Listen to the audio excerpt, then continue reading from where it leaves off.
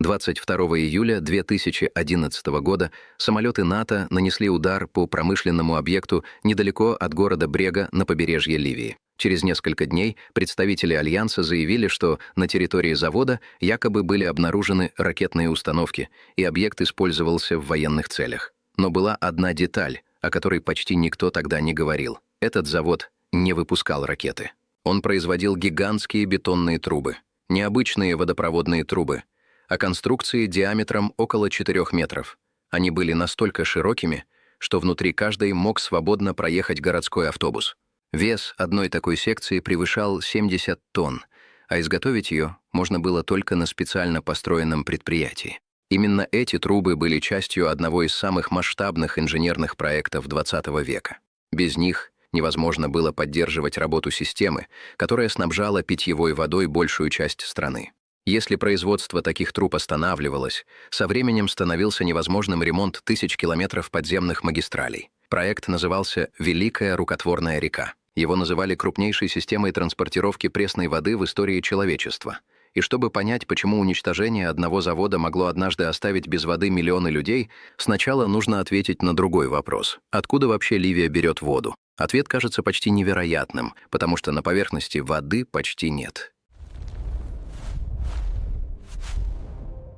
Если открыть спутниковую карту Ливии, первое, что бросается в глаза — огромное желто-коричневое пространство размером почти с Аляску. Более 90% территории страны занимает пустыня Сахара. Здесь нет ни одной постоянной реки, нет горных ледников, которые могли бы давать воду летом. В некоторых районах дождь не идет годами. Летом температура воздуха регулярно поднимается до 50 градусов, а поверхность песка раскаляется еще сильнее. Из-за этого почти все население Ливии, около 6,5 миллионов человек, сосредоточено на узкой полоске вдоль Средиземного моря. Именно здесь находится столица Триполи, второй по величине город Бенгази и большинство крупных населенных пунктов страны. На карте кажется, что вода совсем рядом, море находится буквально в нескольких километрах. Но пить морскую воду невозможно, а строительство современных опреснительных станций тогда было слишком дорогим и технически сложным. Поэтому десятилетиями жители пользовались подземными прибрежными источниками. Эти запасы казались почти бесконечными. Но чем быстрее росли города и сельское хозяйство, тем больше воды приходилось откачивать. Постепенно уровень пресной воды снижался, и на ее место начинала проникать морская. Колодцы сначала становились слегка солоноватыми, затем вода окончательно теряла пригодность для питья и полива. К середине 20-го столетия стало ясно, что привычные источники долго не выдержат. Страна все быстрее приближалась к серьезному водному кризису. И именно в этот момент произошло открытие, которое изменило историю всей Ливии. Причем произошло оно совершенно случайно. В начале 50-х годов прошлого столетия геологи искали в ливийской пустыне вовсе не воду. Их интересовала нефть. По всей южной части страны бурили разведочные скважины, надеясь найти новые месторождения углеводородов. Одной из таких площадок стал район оазиса Эль-Куфра на юго-востоке Ливии. И однажды вместо нефти из скважины неожиданно пошла вода. Не грязная, не солоноватая, а чистая, прозрачная и холодная пресная вода. Причем на глубине нескольких сотен метров, посреди одной из самых засушливых пустынь планеты. Сначала никто не придал этому большого значения. Подобные локальные водоносные слои иногда встречаются во время бурения. Геологи решили, что наткнулись на небольшой подземный резервуар. Вода появлялась снова и снова. Постепенно стало понятно, что под песками скрывается вовсе не отдельное месторождение воды. Под ними находится гигантский подземный резервуар, размеры которого невозможно представить без карты. Ученые назвали его Нубийским водоносным горизонтом. Он простирается сразу под 4 государствами – Ливией, Египтом, Суданом и Чадом. Его площадь превышает 2 миллиона квадратных километров, а общий объем воды оценивается примерно в 150 тысяч кубических километров. Для сравнения, если собрать всю эту воду в одном месте, получится озеро глубиной около 100 метров, которое полностью накроет территории Франции, Германии, Испании и Италии одновременно. И все это находится не на поверхности, а под толщей песчаника, на глубине от нескольких десятков до нескольких сотен метров. Но главное открытие заключалось даже не в объеме воды. Гораздо важнее оказалось ее происхождение и возраст. Этой воде примерно от 35 до 40 тысяч лет. Отдельные ее слои вплоть до миллиона лет. Она появилась задолго до египетских пирамид, задолго до первых городов Месопотамии, задолго до появления земледелия, письменности и большинства известных цивилизаций. Как под одной из самых сухих пустынь мира вообще оказалось столько пресной воды? Ответ кажется почти невероятным. Сахара далеко не всегда была пустыней. Это один из самых удивительных фактов о нашей планете, который до сих пор трудно представить. Сегодня мы привыкли видеть бесконечные пески, но еще несколько тысяч лет назад этот ландшафт выглядел совершенно иначе. Примерно между 9 и 5 тысячами лет назад здесь существовала огромная зеленая равнина. Ученые называют этот период африканским влажным периодом. На месте современных дюн располагались большие озера. Здесь росли густые травы, кустарники и деревья. По саванне бродили жирафы, слоны, антилопы и дикие быки. В водоемах жили бегемоты, крокодилы и многочисленные виды рыб. Доказательства сохранились до наших дней. В глубине современной пустыни археологи находят окаменевшие остатки водных растений и животных, а на скалах — тысячи наскальных рисунков. На них изображены люди, которые плавают, ловят рыбу, плывут на лодках и пасут стада коров. Все это находится там, где сегодня вокруг простираются лишь песок и камень, а до ближайшего постоянного источника воды могут быть сотни километров. На протяжении тысячелетий дождевая вода медленно просачивалась через почву, заполняла глубокие слои песчаника и постепенно накапливалась под землей. Затем климат начал меняться. Постепенно осадки становились все реже. Реки начали пересыхать, озера уменьшались, растительность исчезала, но вода, успевшая проникнуть глубоко под землю, уже не испарилась. Толстые слои горной породы словно запечатали ее под поверхностью. Там она пролежала десятки тысяч лет, практически не соприкасаясь с внешним миром, пока в середине 20-го люди, искавшие нефть, случайно не обнаружили один из крупнейших запасов пресной воды на всей планете. И вот здесь история делает неожиданный поворот. В 1969 к власти в Ливии пришел 27-летний офицер по имени Муаммар Каддафи. После военного переворота он сверг короля Идриса I, объявил страну новой арабской республикой и оставался ее фактическим руководителем следующие 42 года. Его фигура до сих пор вызывает ожесточенные споры. Для одних он был диктатором, для других — человеком, который сумел превратить бедную страну в одно из самых обеспеченных государств Африки. Но как бы к нему ни относились, одна его идея изменила Ливию сильнее любых политических решений. Каддафи посмотрел на карту страны и увидел странный парадокс. На юге, под песками пустыни, скрывались огромные запасы пресной воды. На севере, где жило почти все население страны, этой воды хронически не хватало. Тогда он предложил решение, которое многим показалось невозможным — поднять древнюю воду из глубины земли и провести ее через всю пустыню к городам на побережье. Расстояние составляло около 1500 километров. Для этого предстояло пробурить сотни глубоких скважин, построить десятки насосных станций, огромные резервуары и соединить все это единой системой гигантских трубопроводов. Проект получил название «Великая рукотворная река». Сам Каддафи называл его «8-м чудом света» и крупнейшим инженерным проектом современности. Когда о плане впервые узнали за пределами Ливии, большинство специалистов встретили его с большим скепсисом. Одни называли идею экономическим безумием, другие утверждали, что пустыня слишком велика, и обслуживание такой системы окажется невозможным. Появились даже версии, что под видом строительства водопровода страна создает сеть секретных военных тоннелей для переброски техники и ракет. Многие были уверены, что проект так и останется красивым лозунгом, но Каддафи не собирался отказываться. В 1984-м строительство официально началось, и условия, в которых его пришлось вести, заслуживают отдельной истории. В это время Ливия уже находилась под американскими санкциями. Многие современные технологии нельзя было официально закупать. Международные банки практически не сотрудничали со страной. Получить крупные кредиты или привлечь западных инвесторов оказалось почти невозможно. Вместо этого Каддафи объявил, что строительство будет полностью финансироваться самой Ливией. Ни одного международного займа, ни одного кредита. Все расходы покрывались доходами от продажи нефти. Всего на проект было направлено около 25 миллиардов долларов собственных средств страны. Чтобы собрать дополнительные деньги, Государство даже повысило налоги на предметы роскоши. Под это определение попадали самые разные товары, от импортных бананов до авиабилетов. Строили систему иностранные компании из Южной Кореи, Италии, Турции, Бразилии. Они привозили специалистов и оборудование. Но платил за все исключительно ливийский бюджет. Масштаб стройки поражает даже сегодня. В пустыне пробурили около 1300 глубоких скважин. Некоторые уходили почти на 600 метров под землю. В каждой устанавливались мощные насосы, которые круглосуточно поднимали воду на поверхность. Сами трубы представляли собой отдельное инженерное чудо. Их внутренний диаметр достигал 4 метров. Это были настоящие подземные тоннели из железобетона. Каждая секция весила десятки, а иногда и сотни тонн. Перевозить такие конструкции через пустыню было практически невозможно, поэтому прямо среди песков построили специальные заводы по их производству. Именно один из этих заводов спустя годы окажется под авиаударом. Параллельно через пустыню прокладывали многокилометровые траншеи. Огромные краны укладывали трубы одну за другой, соединяли их в непрерывную линию, после чего вся система снова скрывалась под песком. Работы велись практически круглый год. Температура воздуха нередко превышала 50 градусов. Ближайшие города находились в сотнях километров.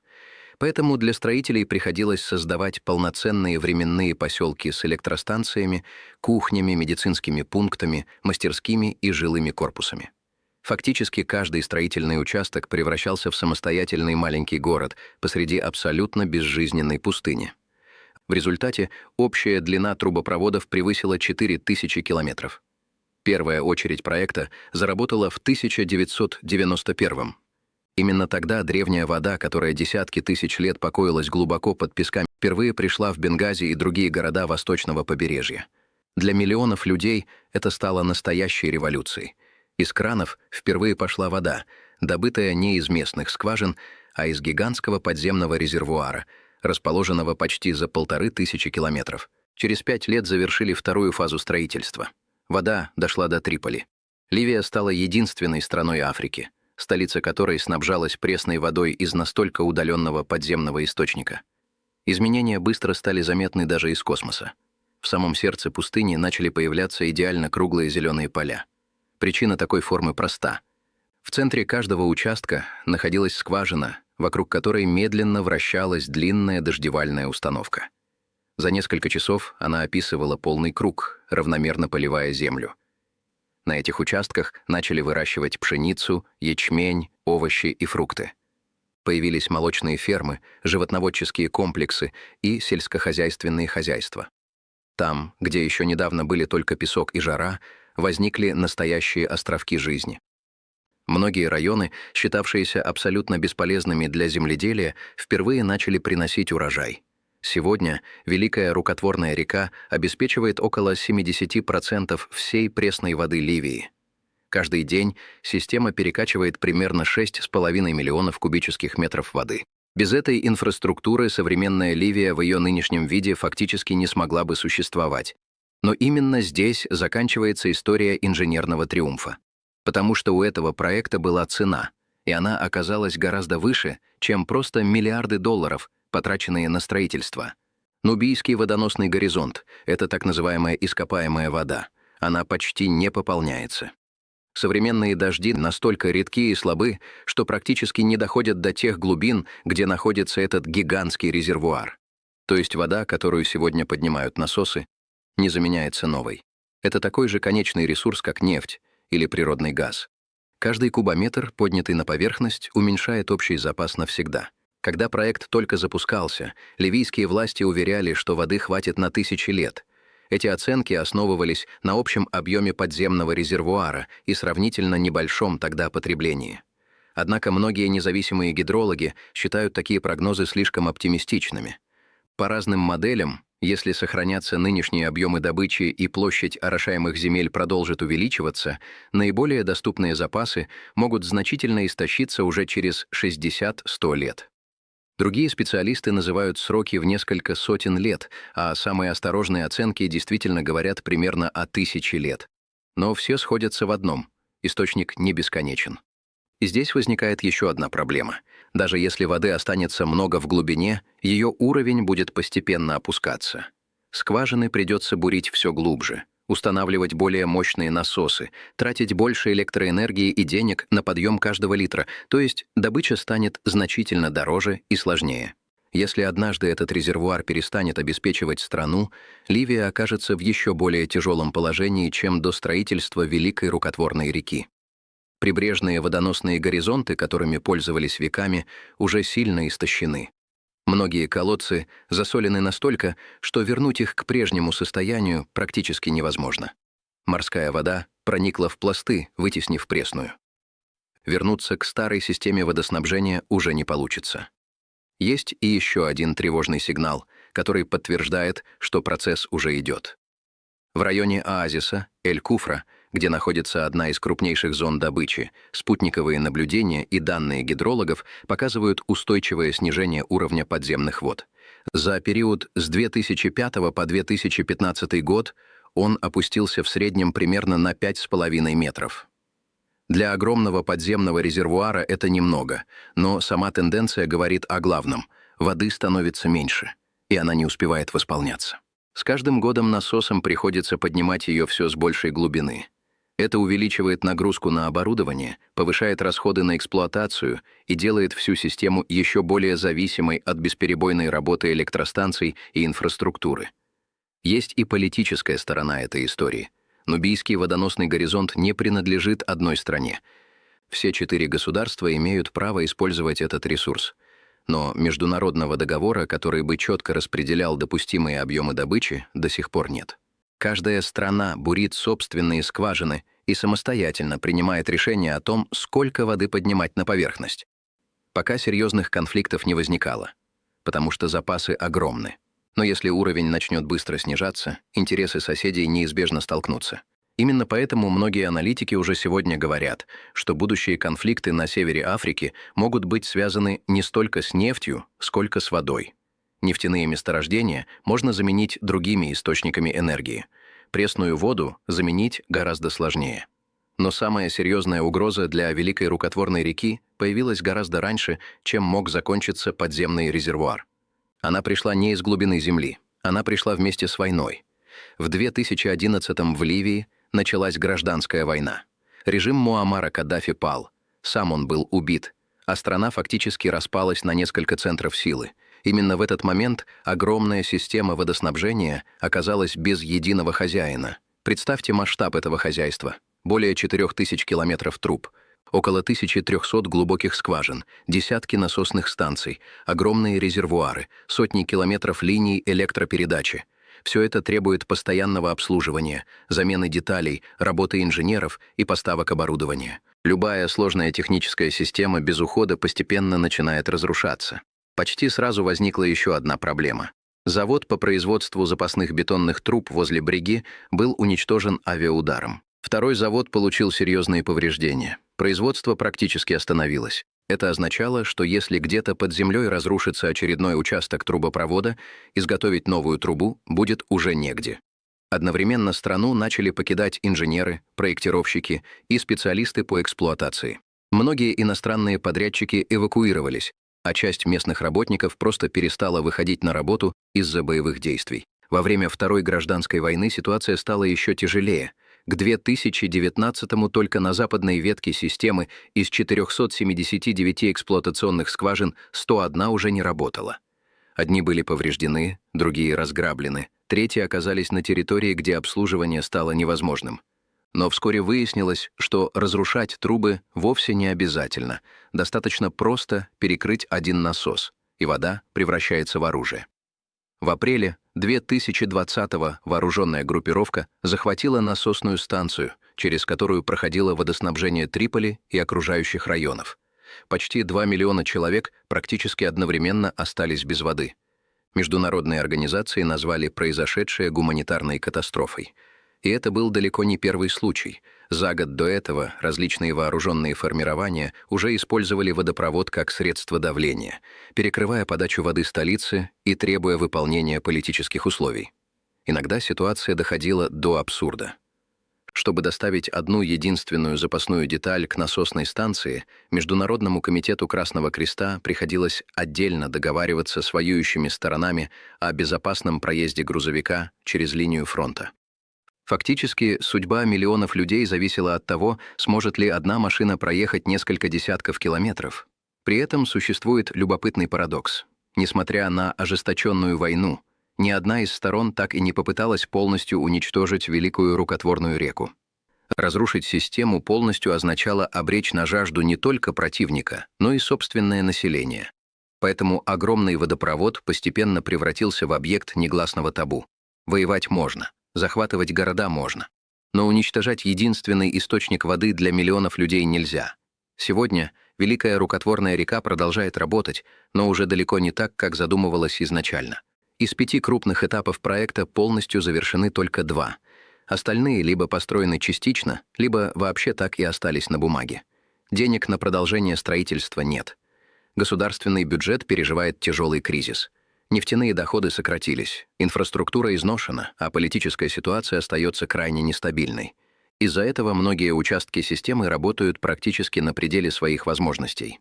Около 4 миллионов жителей страны уже сегодня находятся в зоне риска серьезной нехватки питьевой воды. Институт мировых ресурсов относит Ливию к государствам, где к 2040-му ожидается один из самых высоких уровней водного стресса в мире. Это означает, что спрос на воду будет значительно превышать возможности существующей системы. И самое тревожное заключается в том, что простого выхода из этой ситуации нет.